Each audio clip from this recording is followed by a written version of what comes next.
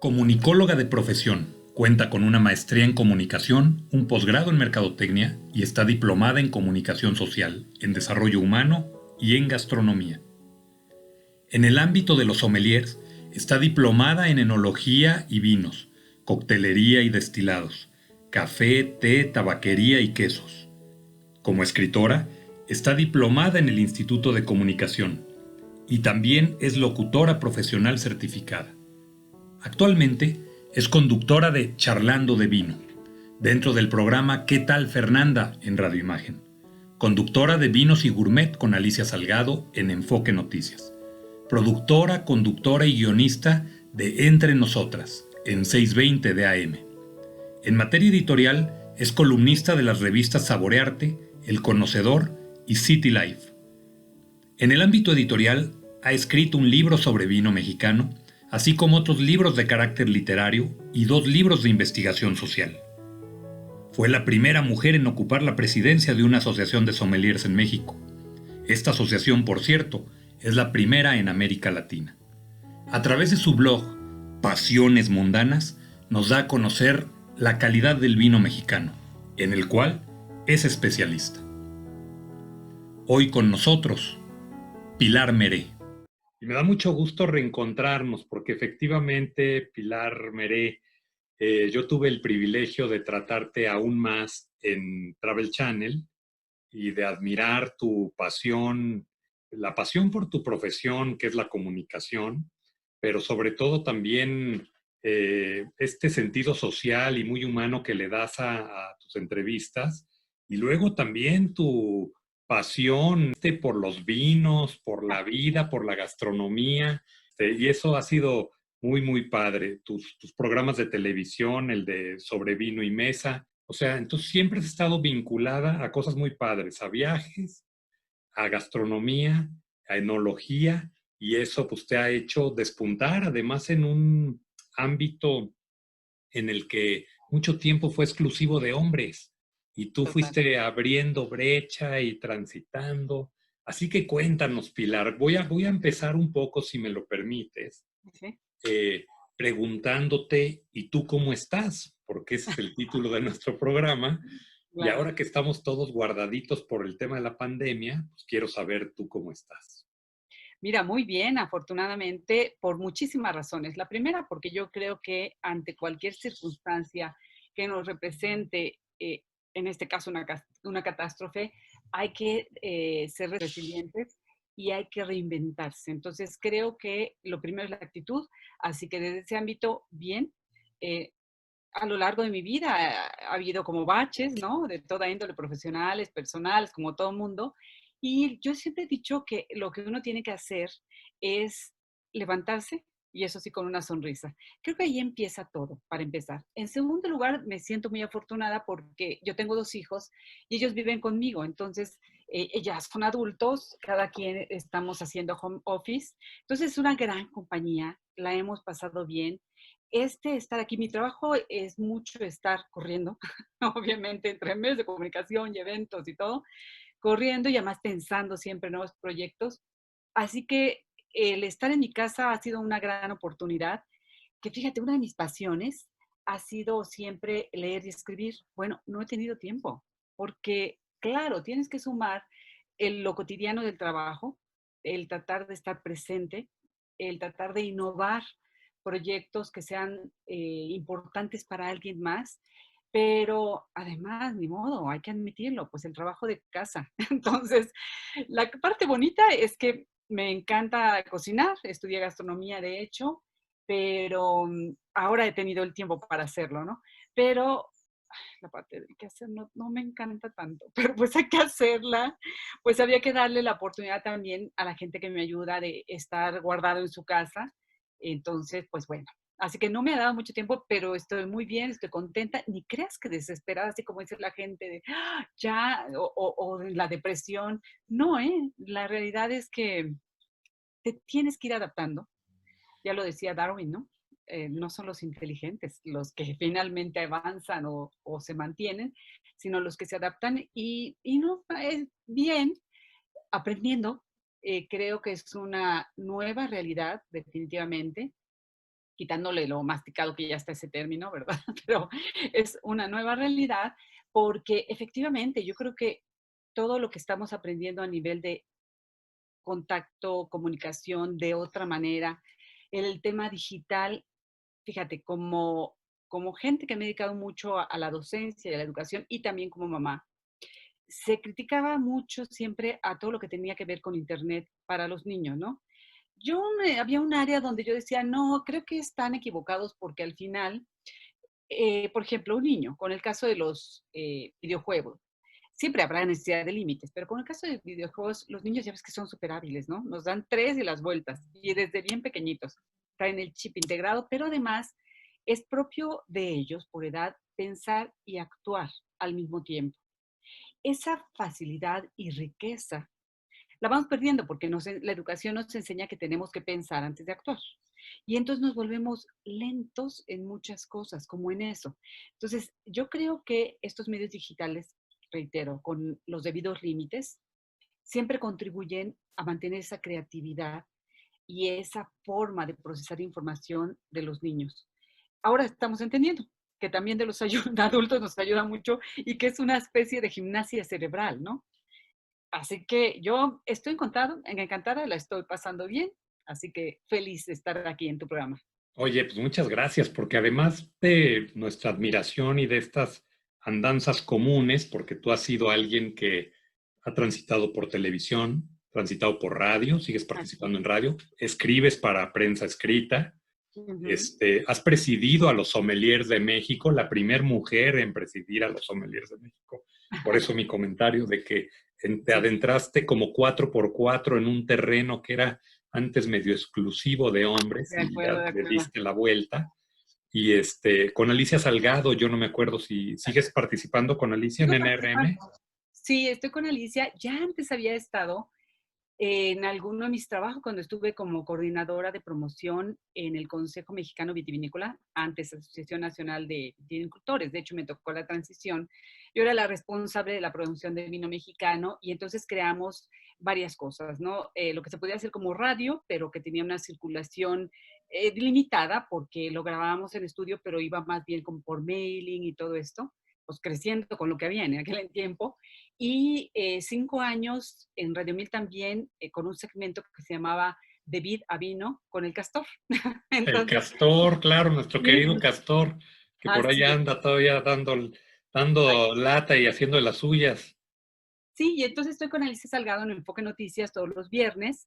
Algunos viernes, por razones de lo que está pasando, cuando la política está tremenda, pues omitimos el espacio, el segmento, pero en general estamos desde hace como unos 3 años y medio, seguramente casi 4.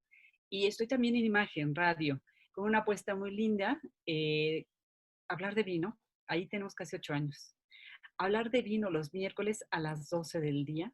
Bueno, antes era 11:30 y con todo este éxito maravilloso de la gente ha ido aprendiendo, nos sigue, es un espacio donde, claro, hay un patrocinio, pero sobre todo se habla de temas de cultura. Entonces, creo que ha sido muy afortunado y mira, tanto televisión como radio, bueno, los medios en general me encantan.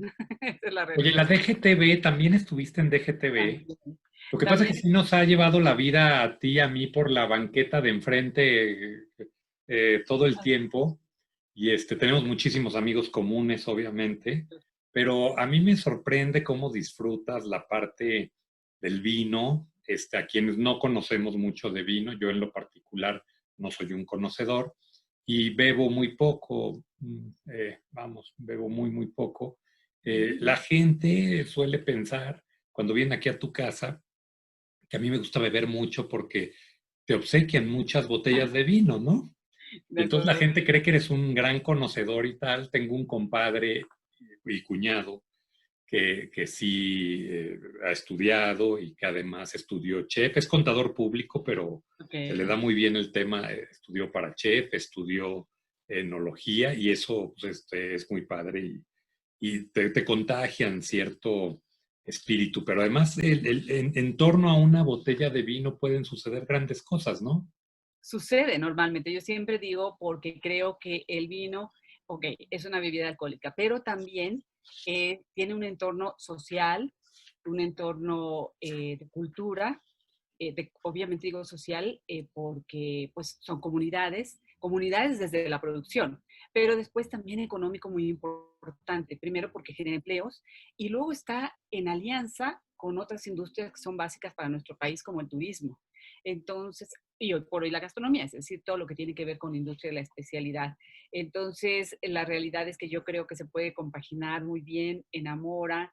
Yo quise tomar la bandera hace ya 20 años, con muchas anécdotas medio absurdas, ya te platicaré, pero en realidad como este tema de pasión, que por eso mi blog se llama PM por PM, Pasiones Mundanas por Pilar Meré, como un tema de pasión porque me encantaba la gastronomía, me gustaba el vino, pero también como una apuesta para incrementar mis posibilidades en el área de comunicación en temáticas que no eran conocidas o no eran importantes hace 20 años.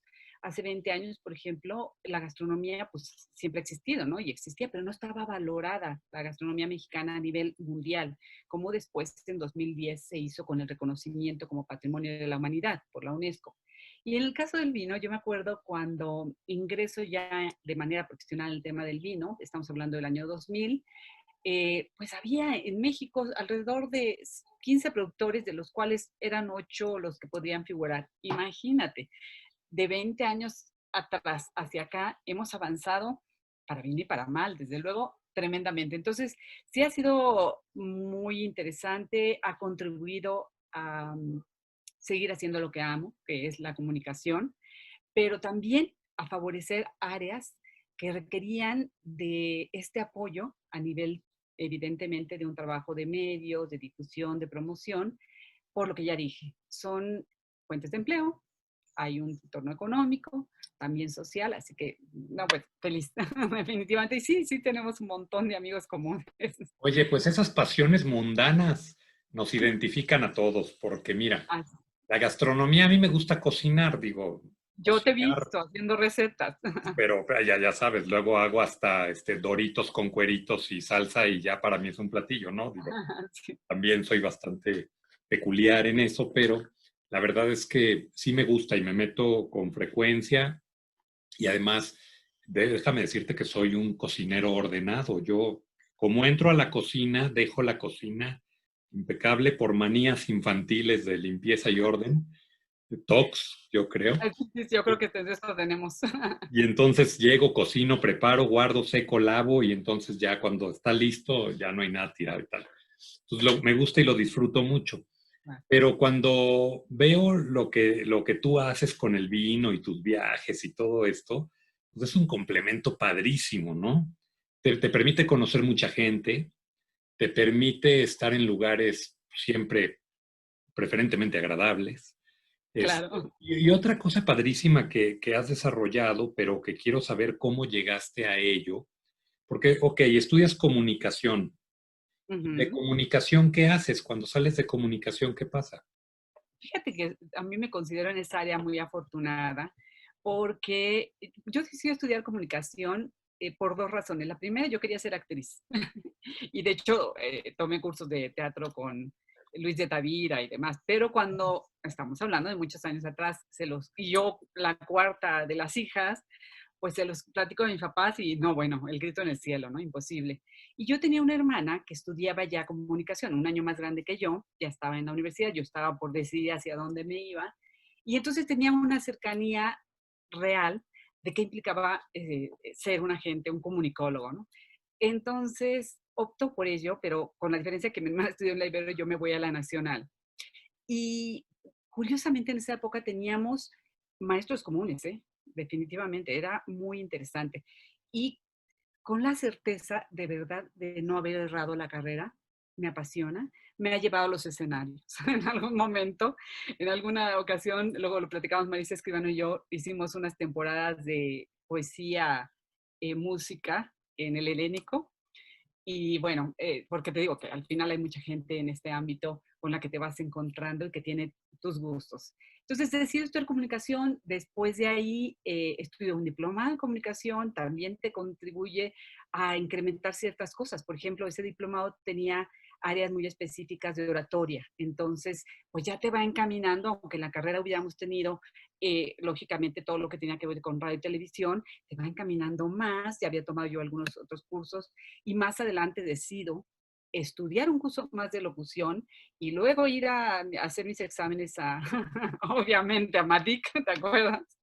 Y ya que hoy, bueno, pues ya la licencia no tiene mucho que Bueno, ver. es que antes también la gente que nos hace favor de vernos, hay que explicarles, porque ahora son generaciones muy nuevas, que antes uno hacía un examen para sacar una licencia de locución, no era cualquier persona como ahora, alguien como yo, empírico, tomar el Zoom y hacer una conversación. Antes te pedían una licencia de locutor que tenías que ir a tramitar y hacer un examen y todo.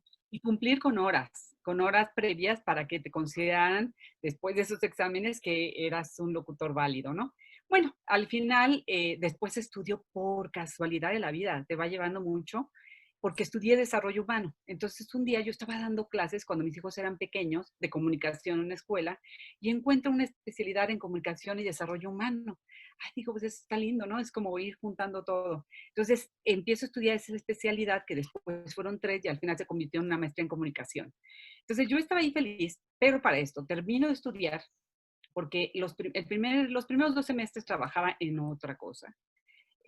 Trabajaba en un banco, imagínate. Pero bueno, tampoco sabes hacer mucho después de prepa, ¿no? Entonces, pero llegó un momento en que no era compaginable ese tipo de trabajo con la carrera y dije, no, no, no, pues yo quiero estar realmente, voy a decidir dónde es lo mío y dónde quiero estar. Entonces, termino, de hecho, adelanté un poco, y en la universidad se podía, y termino, y mi primer trabajo, pues te digo que soy muy afortunada, es en algo que se llamaba, era un órgano desconcentrado de la Secretaría de Salubridad, cuando estaba el doctor Calles.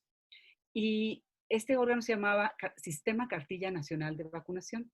Ok. Entonces nos toca iniciar, no había internet, el único internet que se tenía era el del DIF, y esto era a nivel de toda la República. Entonces había que lanzar este proyecto, no solamente enseñarle a la gente que iba a haber un carnet de vacunación y la importancia que esto tenía, sino también a los médicos y a las enfermeras. Entonces fue un trabajo muy lindo porque había que estar yendo a todos lados y había que ser creativo. Yo me acuerdo que en esa ocasión, fíjate cómo la vida te va llevando, integramos una compañía de teatro donde Marta Reyes Espíndola era nuestra directora de la compañía. Qué Un chico lujo. que, sí, un chico que trabajaba conmigo hizo un guión, yo hice otro y pusimos 2 obras de teatro con participantes como Aira Pierce, Lupita Sandoval y su hermana, Patricia Reyes Espíndola, imagínate, pero pues yo te estoy hablando de 1979, o sea, ya eran todos unos niños, ¿no? Y ahí estuvimos y fue un trabajo muy lindo porque pues la cartilla sigue ahí, creo que se avanzó, bueno, de forma importante y son de estos trabajos que te llevan a la satisfacción de saber, no solamente ejecutar tu carrera de comunicación, sino de saber que efectivamente estás haciendo algo que está impactando favorablemente a la sociedad. Y obviamente en ese transcurso, cuando yo veía tu entrevista pasada, la que me enviaste, me acordaba porque en aquel tiempo, por ejemplo, hacíamos televisión, radio, lo que se podía hacer, ¿no? Evidentemente, producíamos en Pronarte. Qué pronarte, claro. Imagínate, ay, que estaba ya en Estudio Churusco cuando en la calle de Atletas, ¿no? Sí, Que claro. era todo como muy elemental. Y cuando hacías un guión tenías que imaginarte que sí se podía hacer, porque había muchas cosas que no se podían hacer. Y cuando nos iba bien o que Pronarte estaba saturado, entonces producíamos en Telerrey. Telerrey, ahí en donde está el avión, cerca Claro, del sí, aeropuerto, sí, sí. era otra cosa. Pero de verdad todo esto yo creo que hoy se revalora porque nos obligaba a ser muy creativos, pero también hoy nos, nos permite asombrarnos de cómo se ha crecido y también a desahogar o a incrementar esa creatividad, porque hoy no hay límite. Hoy puedes, hoy me puedo, haciendo un guión, me puedo imaginar decirle al productor o al equipo, es que en este momento va a haber fuegos artificiales, ¿de dónde? ¿Quién sabe? No sé, pero se puede. Van Hoy a se salir, puede. claro. Es una maravilla. Y después de estar 4 años ahí, un trabajo muy lindo. Pero fíjate, algo que tú decías, siempre he tenido la fortuna de trabajar con hombres. Para mí, aunque a veces ha sido un reto, también ha sido un gran beneficio y un aprendizaje. Te estoy hablando de un tiempo en el que efectivamente yo decido moverme de trabajo, además de que había una invitación muy interesante, porque sabía que ahí ya no tenía manera de prosperar. Estaba yo como jefe de difusión, mi siguiente puesto era la dirección y no me la iban a dar. Esa es una realidad. Porque estoy hablando de un tiempo diferente que el de hoy. Claro. Fíjate, yo me acuerdo la primera vez que me llevan, porque todos estos proyectos pues, se le presentaban al presidente en curso, por ejemplo, para que autorizara, sean proyectos federales.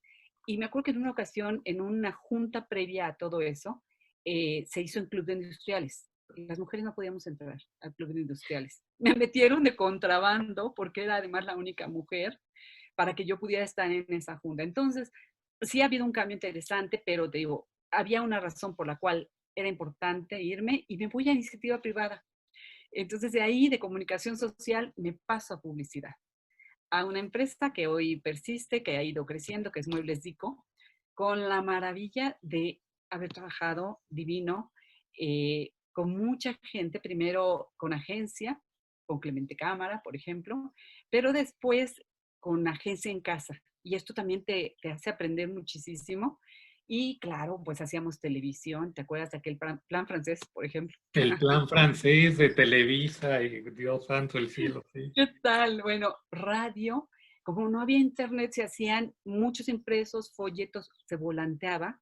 Imagínate que todavía contrataba yo al avioncito, como hoy estoy en las playas, al avioncito para que anunciara en los cielos de aquí, en la Ciudad de México y otras partes. Muy, les digo, muy interesante. Cuando hacíamos las ventas nocturnas, que nos iniciamos, yo creo que había pocas empresas que hacían eso, resulta que contratábamos los reflectores aquellos inmensos de los estudios Churubusco, los seguidores, para Claro, poder... para hacer un haz de luz y que la gente supiera dónde era el evento, ¿no? Y entonces lo que hoy suena como, pues, ¿cómo es posible que lo hicieran? Sí, entonces poníamos en las aperturas de las sucursales a zanqueros, por ejemplo, para que trajeran, además de la música. No, bueno, era una locura, pero de un gran aprendizaje. Ya después de ahí, Pero eh, fíjate cómo uno recuerda las marcas. sí, Dico es di economía, ¿no? sí, Dicos de Muebles Economía, Dico es di economía, ¿no? con Yo un canto muy jingle. feo, pero recuerdo la canción. Sí, con un jingle muy bien hecho, es la compañía de un gran amigo que ya murió, Franchioli Vázquez, que era grande en ese sentido, fue el responsable de muchos jingles. Y ya después decido salir, pero fíjate, porque aunque yo me caso muy chica, me espero 8 años para tener familia, y cuando ya decido tener familia, mi trabajo no era compatible. Por mucho que digan que se puede, no era compatible entre viajes, no horarios, trabajando con puros hombres. No, o sea, yo siempre he sido como muy echada para adelante, entonces yo dije, no, pues yo quiero estar con mi bebé y amamantarlo, y pues entonces no había manera. Entonces empiezo a hacer freelance y me fue muy bien en freelance, asesorando en ese tiempo principalmente de forma primera muebleros, después como guionista de una empresa que se llamaba Casting Pro, en la que duré 10 años, cuando todavía estaban de moda los videos corporativos, que era, y de capacitación. Otra época de México, claro, hacer videos Otra época de corporativos, claro. México. Y ahí empiezo a freelancear y a descubrir que qué bonito es hacer freelance desde el ámbito de libertad y qué terrible desde el ámbito de la economía mensual, Y ¿no? la cobranza y los pagos, había que corretearlos, es diferente. Sí, es diferente, pero me daba la alternativa porque también ahí empiezo a dar clases, primero de comunicación, ya después fue más adelante de vinos, empiezo a dar clases porque era compatible freelancear, sobre todo como guionista y con asesorías, y a la vez también dar clases. Y en las tardes yo me acuerdo que había estos lugares, como uno de pizza y el de Gaby Rivero y demás, y entonces yo iba con mis dos niños a que ellos jugaran mientras yo hacía guiones o cosas así. Y me acuerdo mucho porque me encontraba yo en las mismas circunstancias a Silvia Sánchez Alcántara, haciendo lo mismo, porque no había otra alternativa si querías seguir trabajando, hacer lo que amas, pero también estar con tu familia, ¿no? Pero fue bien.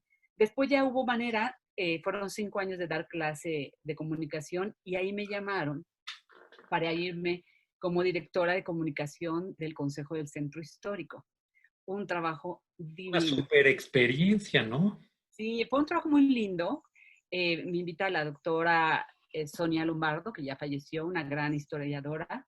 Y era un trabajo lindo primero. Yo adscrita como en el tema de comunicación, haciendo la promoción, buscando de qué manera acercar a la gente otra vez al centro, en fin. Pero también tenía su parte política muy interesante, porque el centro, el Consejo del Centro Histórico, por lo menos en aquel entonces, eh, había dos universidades, que era la Universidad Nacional y la Metropolitana, había el INA, el INBA, y había 5 secretarías. Pero estamos hablando que ya para entonces el gobierno federal era de un partido y el gobierno local, el gobierno del La Ciudad entonces de Distrito México. Federal, ya era otro partido. Entonces eran unas juntas muy interesantes, muy políticas, porque además el centro es muy complejo y tiene muchos problemas aún ahora, ¿no? Y resulta que pues estaba hablando justo de lo que posteriormente se hizo, que fue arreglar estas calles como de 16 de septiembre, etcétera, etcétera.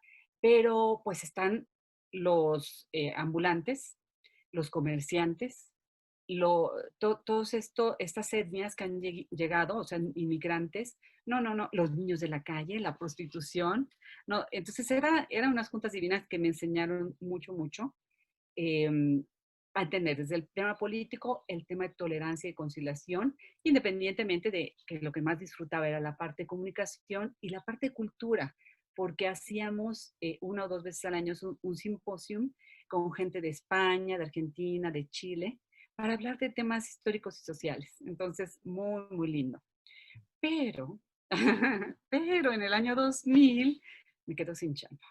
Bueno, todo el consejo prácticamente de un día para otro, nos ¿Con quedamos el sin chamba. cambio de gobierno o qué? ¿Con el cambio de Evidentemente. gobierno federal? ¡Qué No, barbaridad! el cambio de gobierno local, Local, porque bueno, vamos, digo local y federal, vamos, eran las sí, elecciones eran conjuntas. las elecciones, nosotros dependíamos realmente del gobierno de la Ciudad de México y bueno, pues se toma la decisión que todos aquellos que tuviéramos un cargo de asesores, personal de confianza y nos pagaran por honorarios. Entonces, así de un día para otro, como que dices, ay, esto yo no lo planeé, pero bueno, ¿qué hago? Me sigo estudiando comunicación, que puedo, cómo me reinvento. He tenido experiencia en esto, creo que mi experiencia puede aportar a otra cosa. Y es cuando decido estudiar gastronomía y formarme como sommelier, con la idea de decir, bueno, son áreas que necesitan gente de comunicación y mercadotecnia, porque ya había hecho yo un posgrado de mercadotecnia. Entonces dije, bueno, pues como que va bien. Y luego ya termino y voy a buscar trabajo y me batean. En un trabajo me dijeron que estaba sobrecapacitada. Entonces, yo dije, no, esto no puede ser como, nadie me dijo que estudiar mucho era malo. Entonces, pero fíjate que después tuve la fortuna, ya para entonces pertenecía yo a un club de vinos, ya estaba, ya tenía bastante primera información por afición de años atrás de vino, pero después ya estaba formada como sommelier y decido ir a tocar esa puerta con la fortuna, que es Club de Gourmet, que sigue existiendo, de los señores Torreblanca, que necesitaban una directora de mercadotecnia y que llevara el club de socios. Entonces, ¡shum!, caí en blandito y ahí empieza un poco la trayectoria, porque pues ahora había que tomar una dirección. Es decir, la parte de comunicación, pues ya la tenía más que clara, ya contaba con experiencia, ya por lo menos de 20 años de experiencia, ya me voy a aventar. Bueno, pero como 20 años de experiencia en comunicación, y ahora, pues en estas áreas nuevas, nuevas para todos, pues había que labrar camino. Entonces, aunque la gastronomía estaba enlazada, opto por el área de sumillería y ya, desde entonces empiezo a trabajarle duro y a tratar de posicionarme al grado tal que pues creo que ha sido buen trabajo, pero me lleva a el otro día en una reunión en un FAM de comunicación, los periodistas, algunos periodistas jóvenes me dicen, bueno, ¿y tú qué? ¿Tú qué haces? ¿Qué eres? O sea, te vemos en medios, pero también eres sommelier. O sea, y alguien me llegó a decir alguna vez, ¿y tú por qué haces televisión? Ah, Ah, pues caray. porque soy del área de comunicación, tengo experiencia en eso, también por eso hago radio, pero también soy sommelier, ¿no? Entonces, pero bueno, son historias que te van llevando, porque te digo, no todo es miel sobre hojuelas, pero todo enseña. Y pienso que afortunadamente en este caminar he abierto puertas para la gente más joven y para las mujeres, que eso es para mí muy, muy importante. Yo tengo una hija, entonces yo digo, aunque a mí tal vez no me toque, aunque sí me ha tocado ver cambios, pero yo creo que cada uno vamos haciendo lo que nos toca hacer. Y el resultado final nunca lo veremos, porque hay cosas inesperadas, cambios como el de ahora, ¿no? Jamás nos imaginamos que íbamos a vivir algo así. ¿Qué tal? Claro que te ha tocado abrir puertas y lo has hecho muy bien. Abrir camino, no puertas, camino, abrir, hacer brechas. Gracias. Para entrar, como siempre lo he dicho, eres toda una 4x4 Gracias. y has transitado durísimo, pero además sí has abierto muchos caminos. A ver, ahorita me venía a la mente lo que estabas comentando. Las mujeres no podían entrar al club de industriales. O sea, es un lugar donde yo, digo, salvo esta pandemia, pero en términos habituales, no sé, los últimos 20 años acudo con una frecuencia importante por Así. ser un centro logístico de negocios muy grande.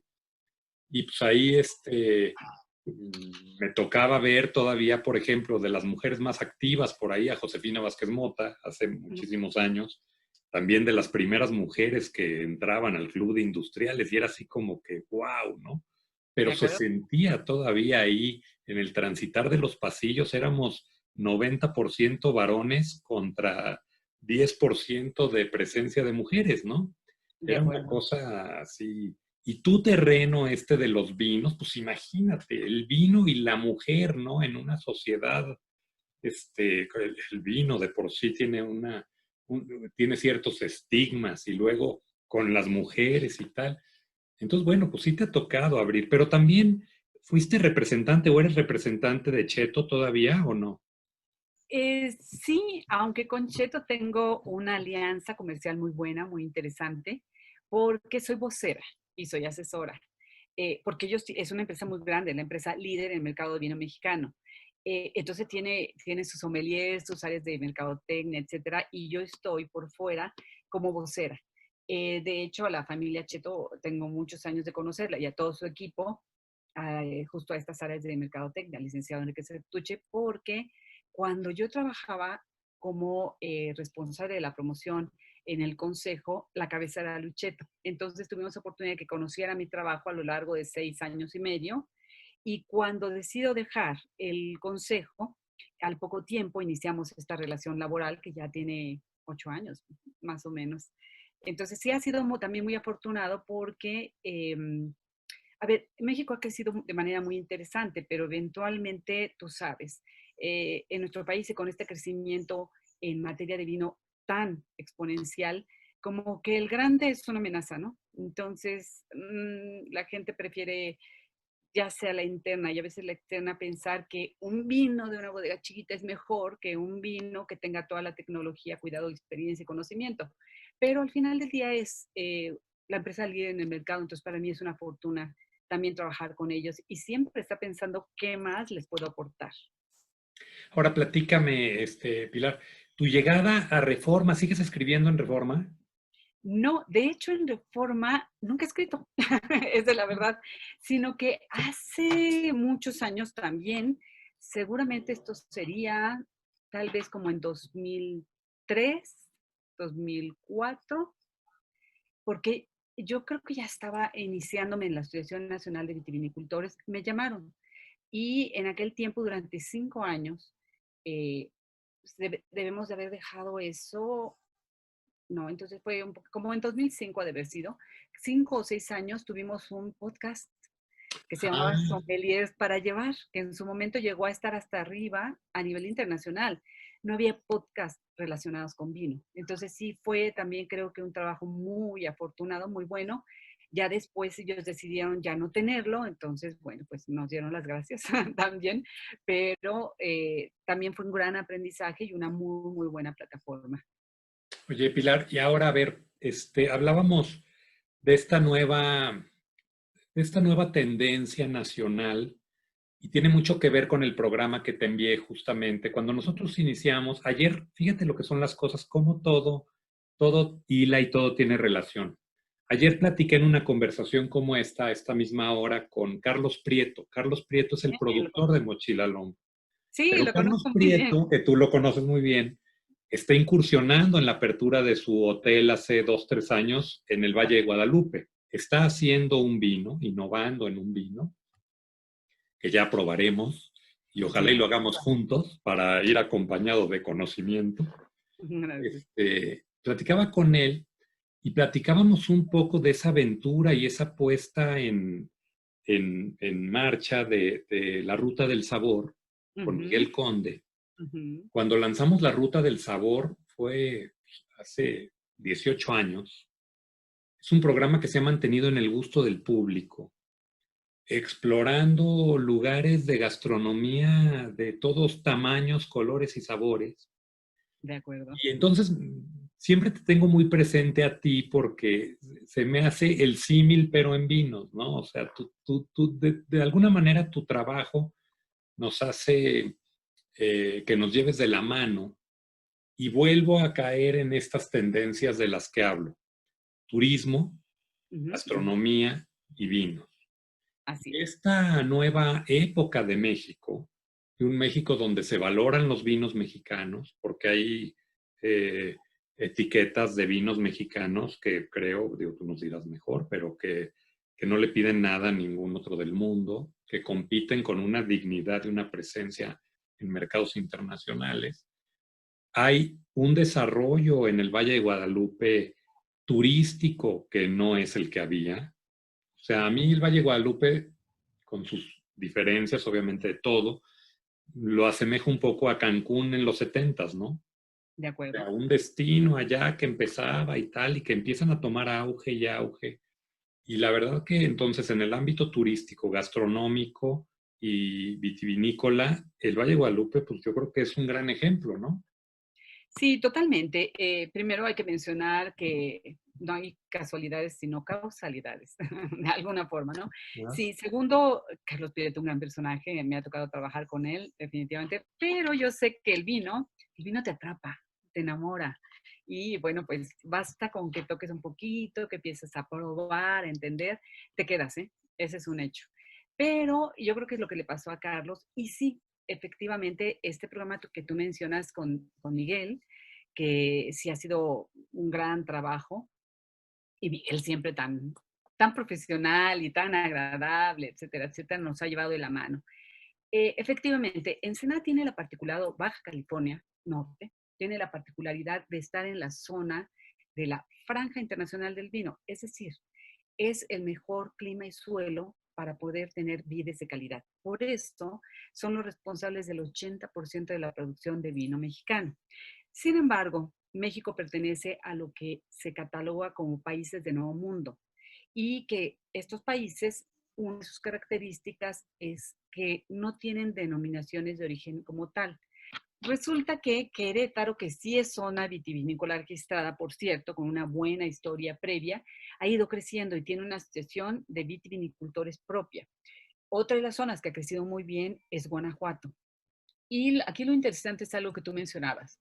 Hoy con una comprensión interesante, primero, hacer vino no es solo hacer vino. Por lo tanto, está relacionado con turismo, con gastronomía, con enoturismo.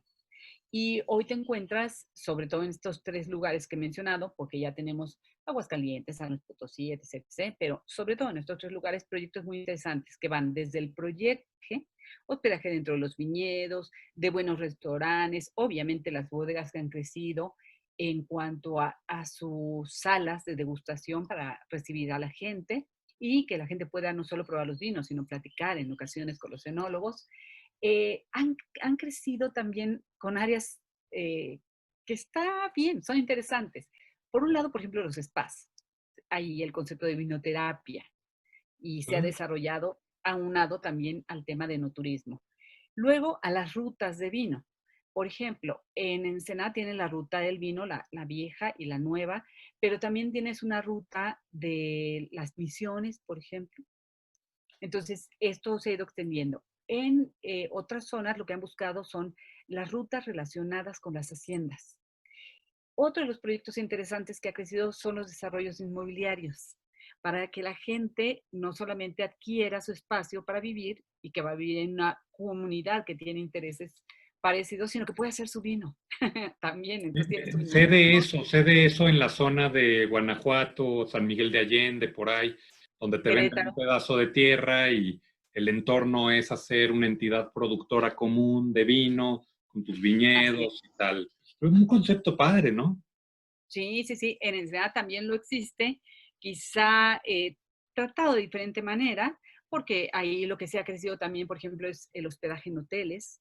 Que eso ha crecido de manera importante, tanto los que yo mencionaba, que están dentro de los viñedos, como la hotelería, que atiende también al público de la frontera, es decir, a Estados Unidos.